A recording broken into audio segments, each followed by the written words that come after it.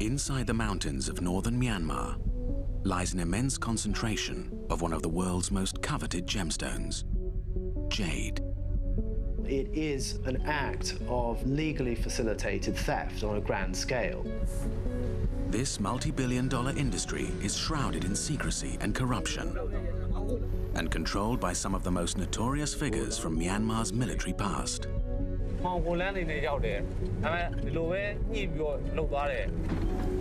Undercover Asia finds a community torn apart in the deadly search for the vast source of wealth beneath their feet.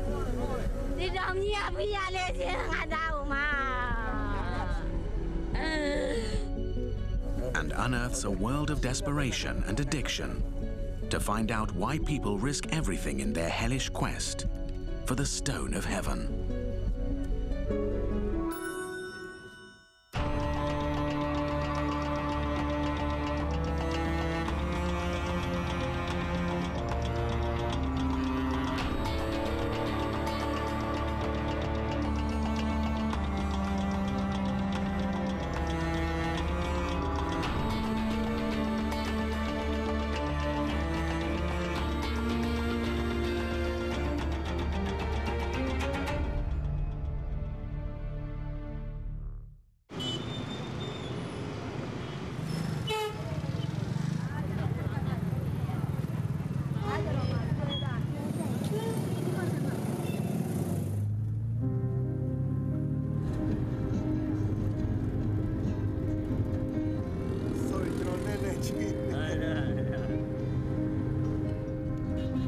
There are really tough places or gray areas in Myanmar where people can't easily access because of conflict or because of armed ethnic groups.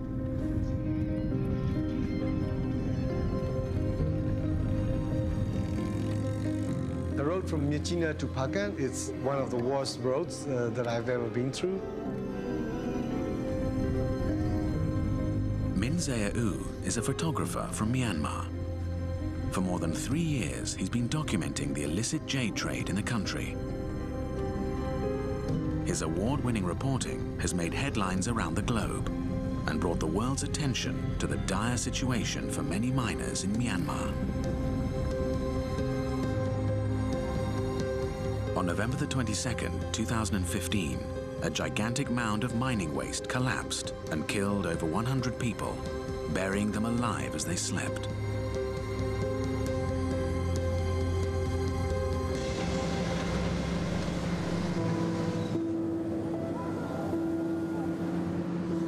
I saw it on a Facebook post saying, there has been a big landslide, hundreds of people have died. So I decided I had to go immediately. When I arrived, there was many people standing around the site of the landslide. And then you look down, I'll see many soldiers, police, rescuers, first aids, and then also 10, 12 backhoes, very busy searching for bodies, or what is left of them.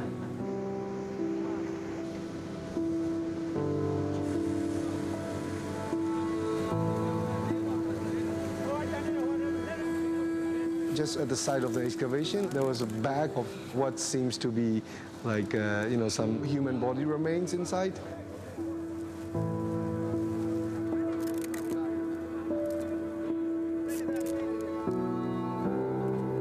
Family and friends of those buried gather around the site to watch the search as bodies are recovered.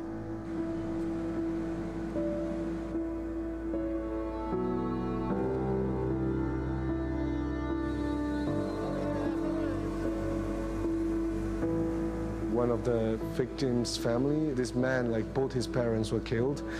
Just looking at this man's desperateness was very heartbreaking for me. He wouldn't give up.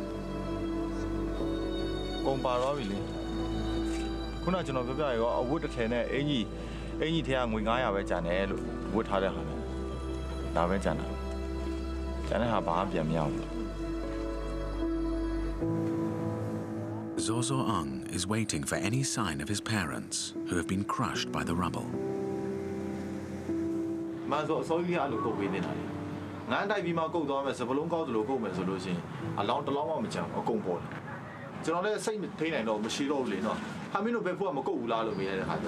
Go mad, Luigi, I mean, Jade.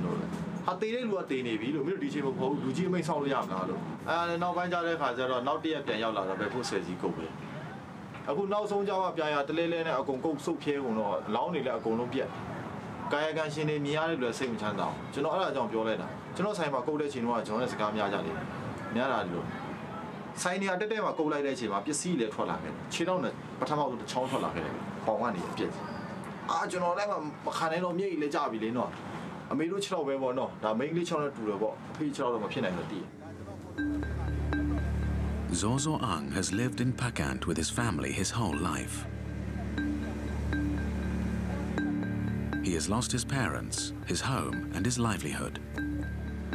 But many others who died were migrants from other parts of Myanmar who traveled here to seek their fortune from jade mining. Pakant is a remote area hidden in the mountains of Kachin State. Pakant has been there for a long time, but people from elsewhere, like from Yangon, for example, we don't know about it. You know, there's no coverage. Jade mining is big business in Pakant. Over the last few years, the landscape here has been transformed. Years of unhindered extraction by increasingly enormous machines has turned the area into a scarred wasteland.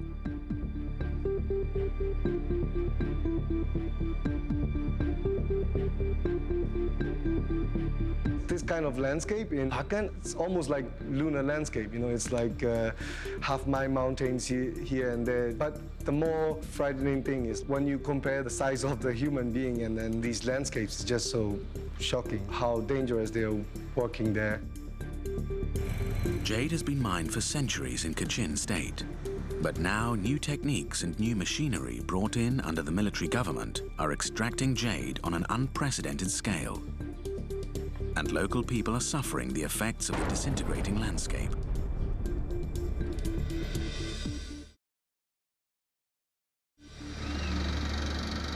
Landslides are common in Pakant, where the massive amount of mining has destabilized the ground. Huge artificial mountains created by mining waste are prone to collapse at any time.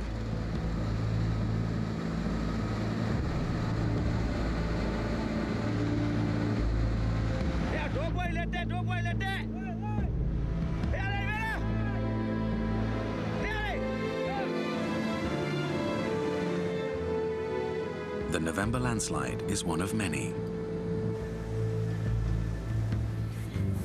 Young jade picker Ang Nwe Win searches for jade in the mining waste. He and a group of friends had been staying on the dump site. They were sleeping when the disaster struck.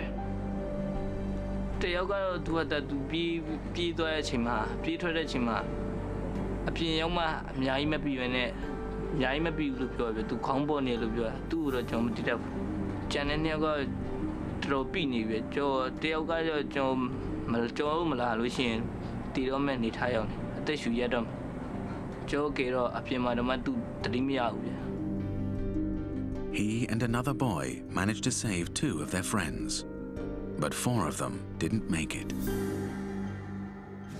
Some of the bodies, torn apart by the digging machines, were unable to be identified and were buried in a mass grave. Many others were young independent workers who had left their families to come to the mines to find jade and make their fortune. No one came for them. Despite all his efforts, Zozo Ang's parents still haven't been found.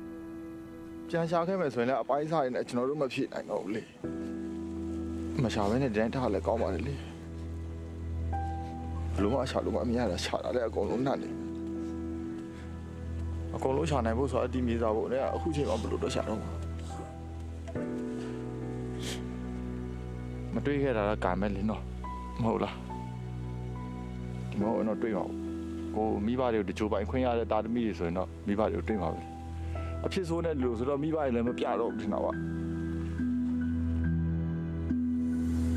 Today marks the end of the official search.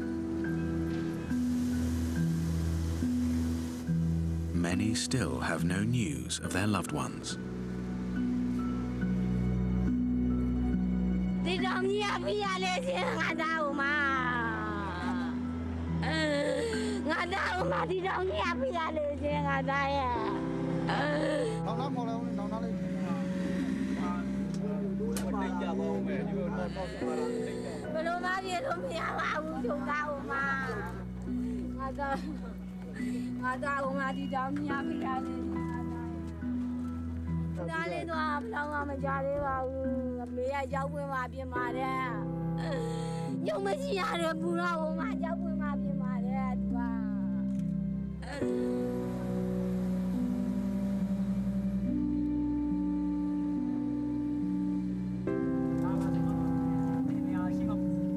Jade mining in Pakand brings with it many dangers. So why do so many people come here and risk death to find these stones?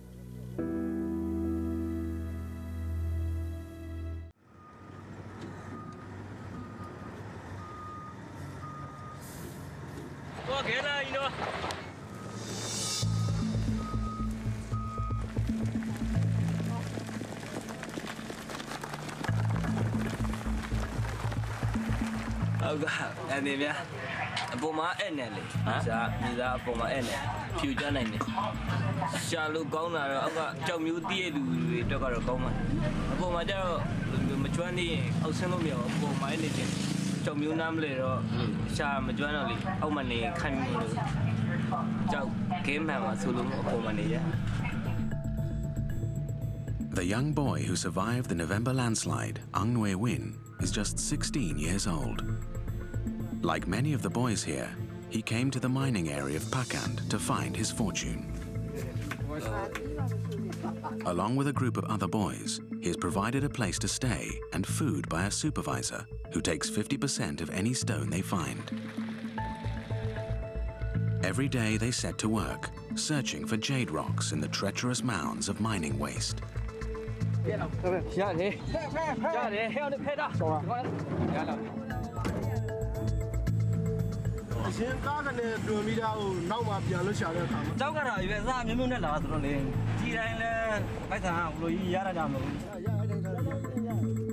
Ang Nwe Win and the other boys he works with are being trained to spot good jade stones.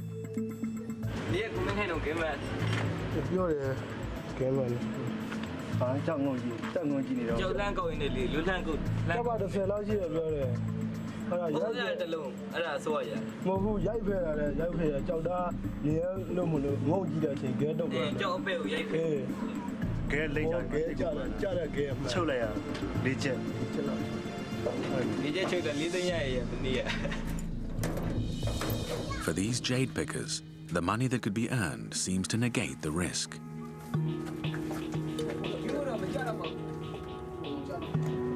If they don't find anything, they don't get paid. And determined not to lose out, jade pickers work day and night in perilous conditions in search of the valuable rock they hope could change their lives forever. Even though the work has a lot of risk and it's very dangerous, there's still many people coming in from different parts of Myanmar.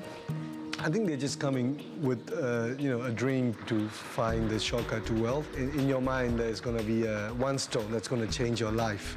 One stone which is going to be worth about a few $1,000 or $1 million if you're lucky. So I think this is the energy that makes many people to be able to walk around like that. Myanmar is home to the world's most valuable jadeite, the toughest, rarest, and most prized form of jade. Uncut rocks of this intriguing translucent gemstone regularly fetch hundreds of thousands of dollars, and jewelry has been known to sell for tens of millions. But the industry has long been shrouded in secrecy, and little is known about how much money is being made or where it goes. After 18 months of research, an international NGO called Global Witness released an in-depth report which reveals the true value of the jade industry in Myanmar. The amount of money involved in the jade business is staggering. We did these calculations of the overall value of jade production in 2014, and the estimate that we came up with was that the value may have been up to $31 billion. Now, this is an astonishingly high figure. It equates to around 48% of Myanmar's officially declared GDP. It also represents around 46 times expenditure on health in Myanmar in that same year. So a potentially transformative amount of money, but the question is it being used for the good of the country or for more nefarious purposes? In the early 1990s, Myanmar's military government increased control of the jade industry, handing out major concessions to favored companies, while essentially criminalizing jade trading for local people through regulations that restricted holding, selling, and transporting jade in Kachin state. You do have a small number of companies which are run by Kachin businessmen. You also, of course, have people who are involved in the off-the-books trade, smuggling, and in fact, people have commented to us, community leaders, even people in the churches there, have said, well, actually, it's this kind of activity which the government makes illegal is the only way that local people get any benefit. Almost none of the money earned from jade reaches the local community.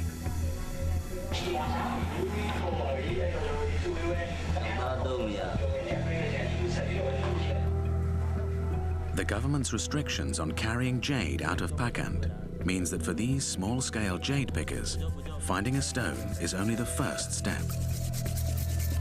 Selling raw jade stone legally outside Pakand is almost impossible. Many sell to brokers or employ carriers to smuggle them out for them.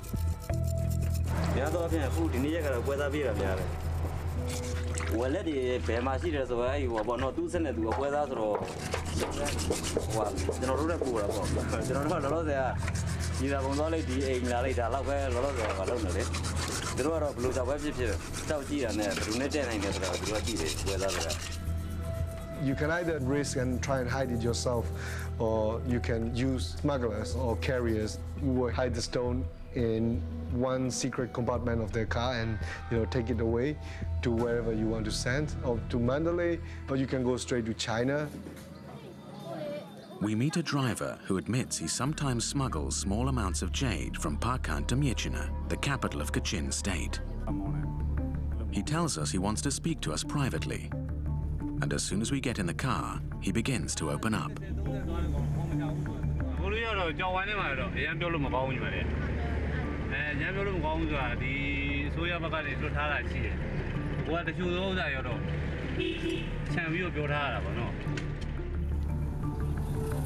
There are 4 checkpoints between Pakand and Myitkyina. 3 of them are run by the military, and the 4th is run by the police and immigration.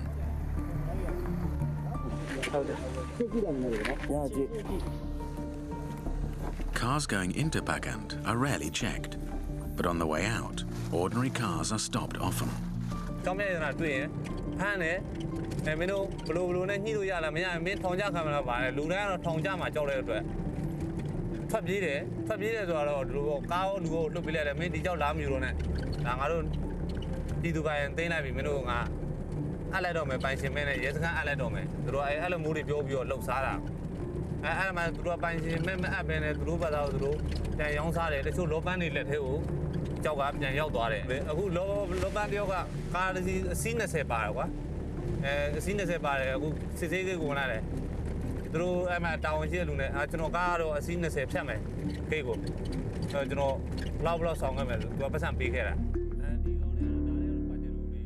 He takes us to a checkpoint to show us how convoys of cars filled with jade can pass through without being stopped.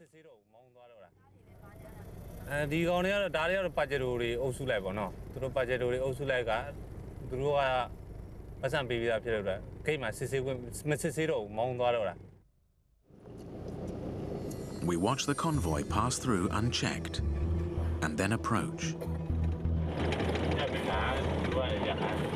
Asked us to stop. Damn. ဖြစ်တာလဲ မောင်လို့တဲ့မောင်လို့တဲ့လုပ်ငန်းမှများကွာရှိကြတယ်ကြမ်းပါဘူးအမှုဘုံလုံးမှာပဲဒါပြောင်းကျန်တော့မှာပြီးတယ်ဟိုတော့အပြည့်တင်ပါတယ်ဆိုတဲ့လူတွေရောက်တော့သူတို့ကမဖမ်းဘူးတစ်ခါလေးလှုပ်ပေးတယ်စစ်တော်မစစ်စေးဘူးသူတို့ဂိမ်းမှာရက်စရာတော့မလိုဘူးသူတို့ဟိုကောင်မောင်းနေတဲ့ driver ဆင်းထိုးခဲ့တော့သူတို့ကောင်းကောင်းခံမယ်ဆိုတဲ့ပုံစံလိုမျိုးတွေကိုလိုကားတွေရောက်တော့လှိမ့်ပေးစစ်တယ် The destination for almost all Myanmar's jade is China. But selling there means even more risk. Getting jade stones out of Pakant is only half the battle. Last year, Minzea followed one trader into China to try and learn more about how the jade is smuggled across. When we arrived to this town called Kampaidi, this is the Myanmar border town with China, we have to change car. And once we get to the town in China, we have to change to another car. And then we get to this town called Xinjiang, where all the illegal jade that is smuggled directly from Pakistan through Myitkyina to China, ends up. So we checked into a hotel and we just went downstairs of the hotel. There are like rooms which are filled with jade, and like there's a couple guys, like sometimes Chinese, sometimes from Myanmar, just waiting for the stones to be picked up. Xinjiang is a popular destination for jade traders, with a large jade market providing ample opportunity for sales. But this is just a minor jade smuggling route. Most jade travels from Pakant all the way to Mandalay and then on to the town of Raili on the Myanmar-China border. These large companies are also smuggling very large amounts of jade. Over 50%, a common estimate is 50 to 80% of production gets smuggled over the border into China. They can load their jade into a truck and have it accompanied by a senior military officer or even some soldiers and just drive it straight to the border. It's a sort of naked expression of power in terms of I don't even need to hide what I'm doing because I have complete impunity. So who are the people running the big companies? And how are they able to smuggle such large amounts without being stopped?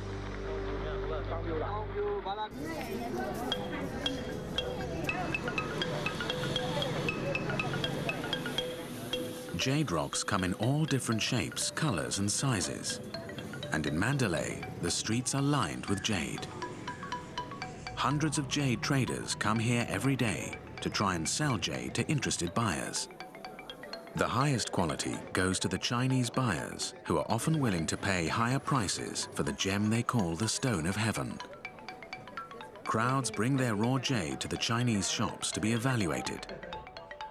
The experienced eyes of the Chinese buyers can spot flaws that the seller hadn't noticed. 我就是觉得这个种比较不够，然后底妆差一点，带点白棉，还有一点小毛病。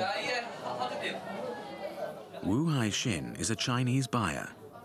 He values the jade and then buys high-quality stones to take back to China to be sculpted into pendants that he sells at a higher price. 因为翡翠是原产地是缅甸嘛，全世界就只有缅甸才有这个翡翠嘛，而且这个地方是源头，来这里买的话就降低成本，成本便宜一点，然后回中国批发的话就好卖一点嘛，价格相对便宜一点，比较有优势嘛，所以就过来缅甸这边买。 China's insatiable desire for more and more of Myanmar's jadeite means there are now 851 companies extracting the precious gemstone today.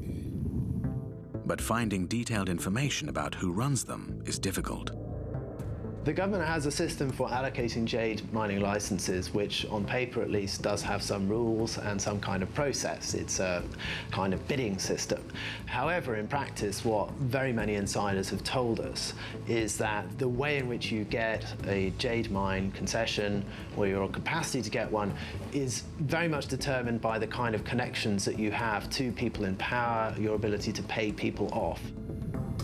Global Witness claims that the licensing process is weighted heavily in favor of a powerful elite with connections to the military.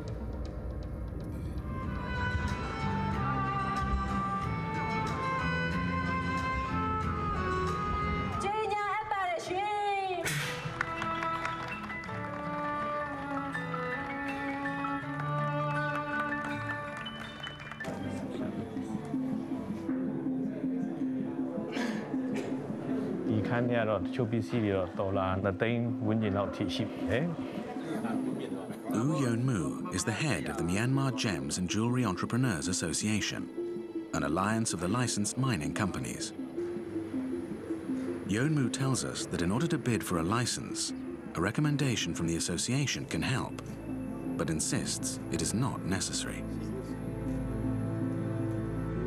ကျောက်စိမ်းတူးဖော်တဲ့ license ရရှိဖို့အတွက်တော့ခက်ခဲမှုမရှိပါဘူးလို့ပထမဦးဆုံးကုမ္ပဏီအရင်ထောင်ရပါတယ်လို့ကုမ္ပဏီထောင်တာဟာ10 သိန်းပဲမြန်မာငွေ10 သိန်းပဲကုန်တာပါလို့เนาะပြီးတော့မှလောက်ကွက်လျှောက်တဲ့နေရာမှာတော့ဒါတရားဝင်တတုတွင်းဝင်ကြီးဌာနနေပြီးတော့မှသတင်းစာနေခေါ်တယ်လို့လောက်ကွက်တွေကိုအဲ့ဒီမှာခေါ်တဲ့အခါကျရင်ကျွန်တော်တို့ကျောက်စိမ်းလုပ်ချင်တဲ့ကုမ္ပဏီကနေပြီးတော့တွားပြီးလေလာနဲ့ဆွဲတင်ရတာပါကျောက်ကွက် license ပေးတဲ့နေရာမှာတော့အန်ဂယ်တို့တောက်လျှောက်လုပ်နေတာကတော့စစ်တပ်နဲ့ပတ်သက်မှ license လုပ်ပိုင်ခွင့်ရတယ်ဆိုတော့မရှိပါဘူးလို့เนาะ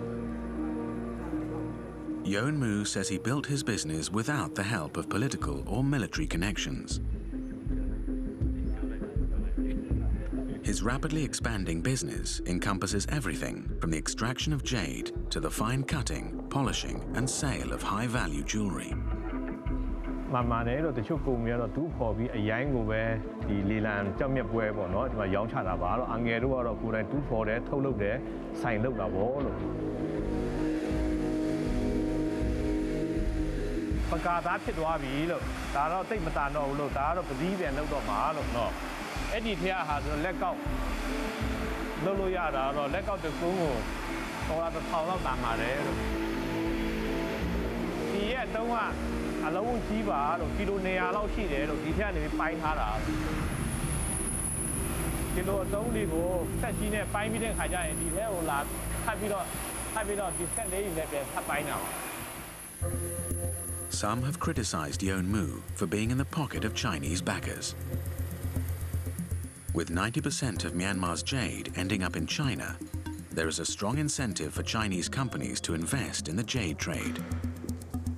Chinese people, they like those jade, that is very lucky for them, and then very healthy, very wealthy, and then everything is come to them, so that's why they have to take all of the jade. Uzor-ang is a director from the commercial department of the Ministry of Mines, responsible for issuing licenses. He says officially no Chinese companies are allowed a license. Government not allowed to permit the foreign companies, just only the national companies, because due to the encourage to our local communities and then also for regional development. Global Witness reveals that in reality, even many of the smaller, seemingly independent Myanmar jade companies are backed by Chinese parent companies and linked with a few big players who use partnerships, anonymous networks, and proxy companies to conceal their identities. There are actually quite a small number of really big players involved, and all of these companies involve some kind of a marriage of Chinese capital on the one hand with political connections of military families in Myanmar on the other. And people told us there were maybe 10 or 20 top families. Now, when we took our investigation a bit further, what we discovered was that some of the biggest companies were controlled by some of the most notorious and dangerous figures from Myanmar's recent past, from the Junta era, notably the family of Tan Shui, which controls 2 major companies under the names of Tan Shui's sons. And then there's a third company which has a close association through shared directors, and we believe is part of the same group. Tan Shui is Myanmar's former leader, notorious for his brutal military rule. He stepped down in 2011 to pass on power to a quasi-civilian government dominated by former military generals. But many believe he still wields enormous influence in the country. In 2014 alone, companies directly linked to Tan Shui and his family netted official sales of $116 million. Several other infamous, powerful figures dominate the jade trade, including a sanctioned drug lord and the outgoing Minister for Livestock and Fisheries, former General Eun Myin, who gained notoriety after he was filmed shouting at villagers who had complained about water shortage in their village. ရေးစကားဆိုတာကိုတက်နေတဲ့အစိုးရအပေါ်မှာစော်ကားတဲ့ကောင်ဆွဲပါပဲဘာသာနဲ့တွေ့လို့မရအချုံးနဲ့တက်ပါပဲနိုင်ငံတကာမှာဒီလိုပဲကျင့်သုံးတယ်အစိုးရကိုစိုက်ကျင်တဲ့ကောင်တော့သွားအမေအချုံးနဲ့နေ In our report, we've turned what's going on possibly the biggest natural resource heist in modern history, and what we mean by that is that this immense concentration of natural resource wealth worth tens of billions of dollars a year in one site, with the beneficiaries almost exclusively being people who are enemies of peace and democracy in Myanmar and absolutely don't have the best interests at heart of the population of Kachin State or Myanmar as a whole. And they have abused their very substantial power, which comes from their connections with the military junta, to grab a resource which should be used for the population in Kachin State and for the population of Myanmar as a whole. It is an act of legally facilitated theft on a grand scale. While the mining bosses get even richer, in Pakant, jade mining has had another disastrous effect on the community. Drug dealing and use happens openly. Many jade pickers have become trapped in a cycle of heroin addiction. အဲ့ကြောက်စိမ်းလုပ်ငန်းနဲ့ဒီမွေးဆွမ်းလုပ်ငန်းလုံးဝဆက်ဆံမှုရှိအဲ့ဒါဘာကြောင့်တုံးကြရတယ်လဲဆိုတော့ကြောက်တူးတာအင်မတန်မှပင်ပါတယ်အဲ့တော့သူတို့အိမ်မှာဘာယူဆရှိလဲဆိုတာဆိုတော့ဘိန်းရှူလို့ရှိရင်ပင်မနာတွေပြေပြောက်တယ်ဘာညာဆိုပြီးအဲ့လိုယူဆလေးနဲ့ပဲဒီဘိန်းကိုတုံးစပြီးတုံးဆွဲလိုက်တချို့တွေကနောက်ဖိုးတုံးဆွဲတယ် U Tint So is a local community leader in Pakant who is trying to bring about change in the area. Photographer Min Zaya has been documenting drug addiction in Pakant for some time. U Tint So takes him to a shooting gallery where addicts can openly buy and inject drugs. There's so many people, maybe more than 100, and then there are also small huts and tents where people like just live in, and there's places for breakfast, and you will see like kids playing around while their parents are shooting up drug.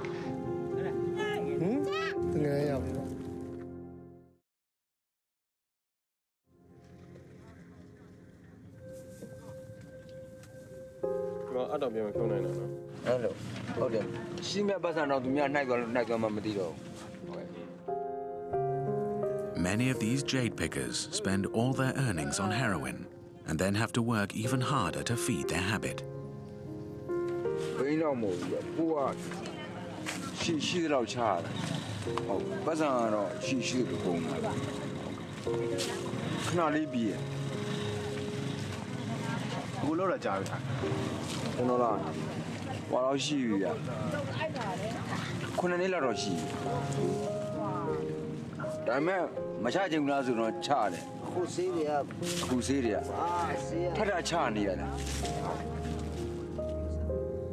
With no proper rehabilitation facilities or control, they face neglect and abuse from authorities and police.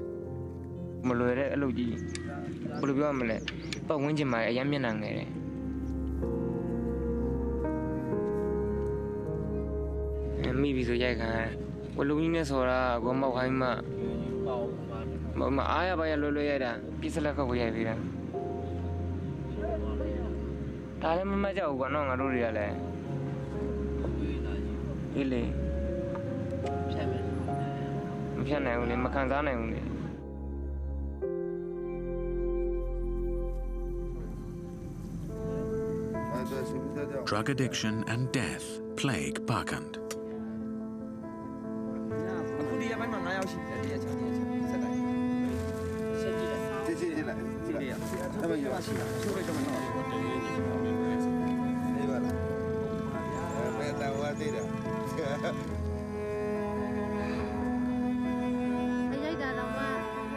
For the drug-addicted jade pickers of Pakant, there seems little hope. However, with a newly elected government now taking the reins in Myanmar, there is the chance that things could start to change.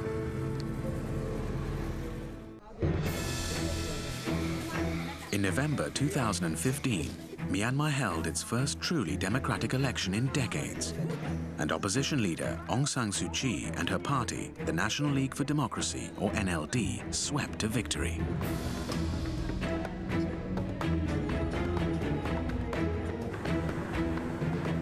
U Tint So is the NLD chairman for Pakant and has now been elected as a lower house MP for the region. At last, after years of waiting, there's a voice for his community. ကျွန်တော်ဖြစ်ရှင်းတယ်လို့ကျွန်တော်ယုံကြည်ပါတယ်။ဘာဖြစ်လဲဆိုတော့အဲ့ဒီ data မှာရှိတဲ့လူတွေကကျွန်တော်ပါတီကိုအင်မတန်မှအားကိုးတယ်လို့ယုံလဲယုံကြည်တယ်။ကျွန်တော်တွေကသူတို့ပေးတဲ့အကြံဉာဏ်တွေကိုကျွန်တော်တို့အများနဲ့မှတ်တမ်းတွေမှတ်ယူထားတယ်။မှတ်ယူထားမှကျွန်တော်တို့ဒီခုနပြောတဲ့ဥပဒေတွေပါလေရေးဆွဲတဲ့ခါကျရင်သူတို့ရဲ့ data ကနေလိုအပ်ချက်တွေကိုကျွန်တော်တို့ထည့်သွင်းပြီးတော့မှရေးဆွဲသွားမယ်ဆိုတာကိုတော့ကျွန်တော်တို့အမြင်နဲ့နောက်ဟိုလောက်ပါထည့်သွင်းရေးဆွဲသွားမှာဖြစ်ပါတယ်။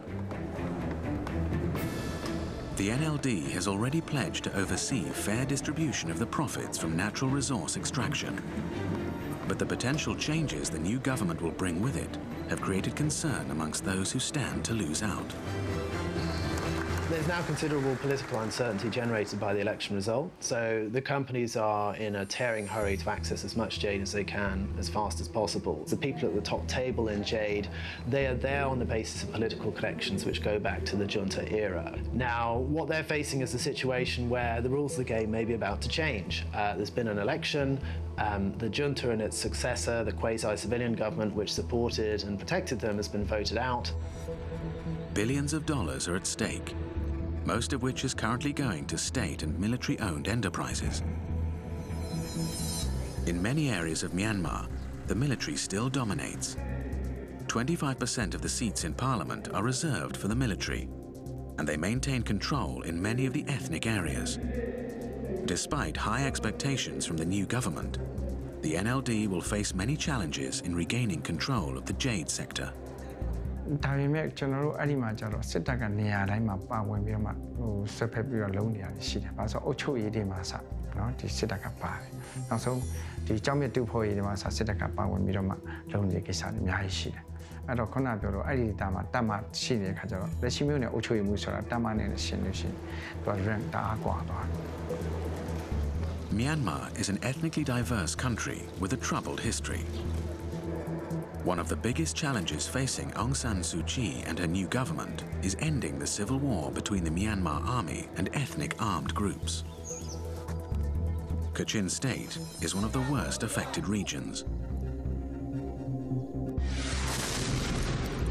In 2011, fighting broke out between the Kachin Independence Army and government troops after decades of ceasefire.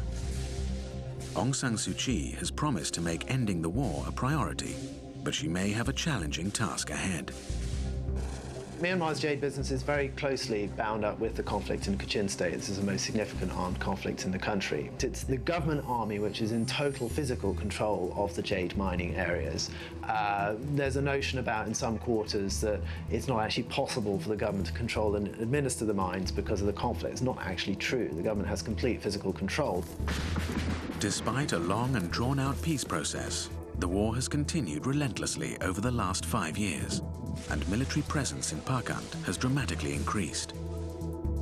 Since fighting resumed in 2011, the Myanmar army has taken control of all the Kachin Independence Army outposts that surround the major mining areas. This allows them to further strengthen their control of the Jade mines and the main transportation routes. Yubzor Kang is a Kachin businessman who has run a mining company for decades. He has witnessed many changes in the jade industry over the years. He says that nowadays most companies must either collaborate with the government in joint ventures or partner with one of the large military-owned companies.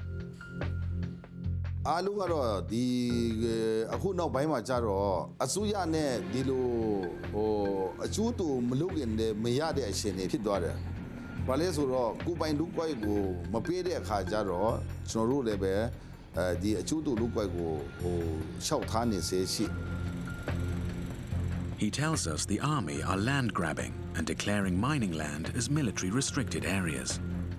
ဥယျာဉ်ချမယ်နော်လေယာတွေပေါ့ဥယျာဉ်ချမယ်လေယာတွေကိုဥယျာဉ်ချမယ်လေယာဒီနောက်ရွာတွေကိုရွှေ့ပြောင်းပြီးတော့ ဒီရွာတွေကိုဖျက်ဆီးပြီးတော့ဟိုမြေစာပုံဘက်မှာရွှေ့ပြီးတော့ဒီဆောက်ပေးတဲ့ဟာဒီပေါ့နော် ထူးထူးဖြင့်ဒီတာမခါဟောင်ပါလို့ခေါ်တဲ့ကျွန်တော်ဖတ်ခိုင်းရဲ့အောက်ပိုင်းဒေသတွေမှာဆိုရှင်စိုက်ပျိုးမြေတွေမရှိတော့เนาะခုနလေတွေယာတွေအကုန်လုံးကြောက်စိမ့်တူးတဲ့အတွက်ကြောင့်မလို့အကုန်လုံးပျောက်ပြတ်သွားပြီပြီးတော့အဲ့ဒီဒေသမှာကြောက်စိမ့်ကမရှိတော့ရှားသွားပြီအဲဒီလုံးဝကြောက်စိမ့်မထွက်တော့တဲ့ဒေသလောက်ပဲကြာတော့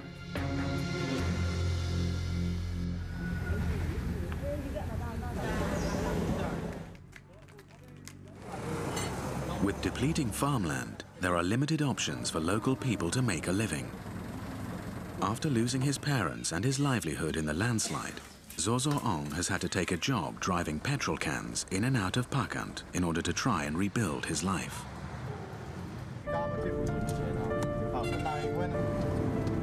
He is saving up to build a new house and hopes to be able to return to live and work in Pakant by the rainy season.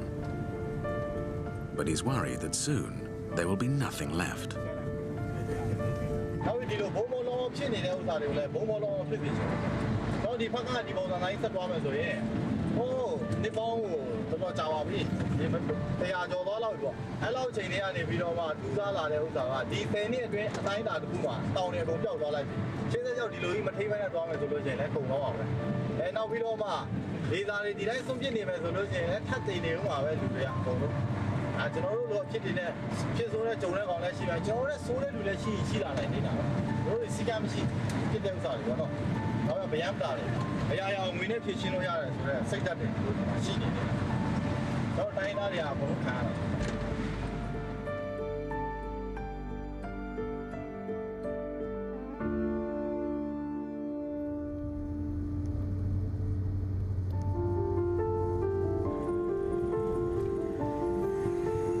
For the small-scale jade pickers, undeterred by the risks and diminishing jade mountains, their search continues. Ang Nue Win says he has come to seek his fortune, and he will not leave until he finds it.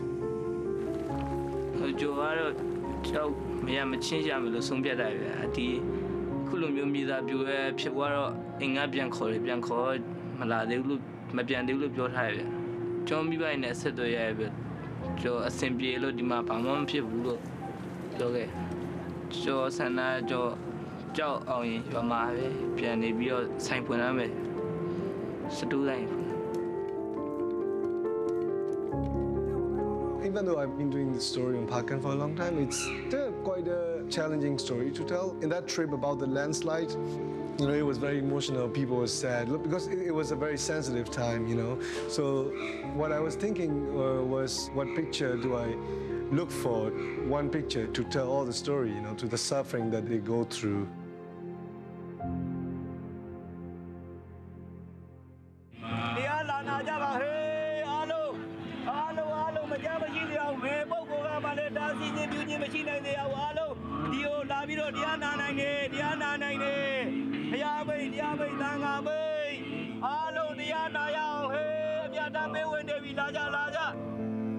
For those caught in Myanmar's rush for jade, they pray for the dead and a better future.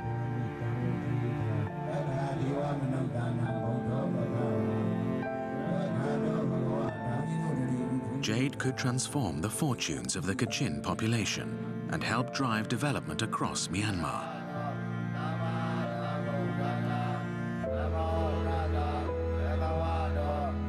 But as long as big companies dominate and the military controls the area, for many local people, the search for the Stone of Heaven remains a living hell.